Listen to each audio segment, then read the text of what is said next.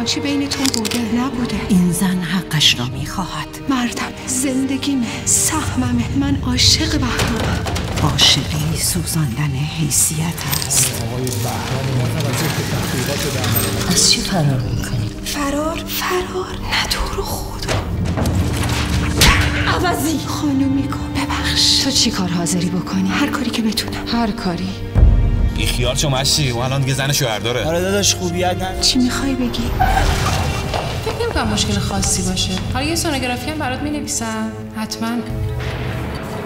من حامله شدم.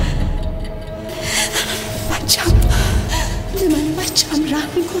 زخم نزن. داستانی واقعی از حدیث دلدادگی و خودشیفتگی. این زن حقش را میخواهد. مجری طرح و سرمایه گذار داوود صبوری. تهیه کننده سید ناصر شعبانی. کارگردان محسن توکلی. برنامه سینماهای سراسر کشور. این زن حقش را میخواهد.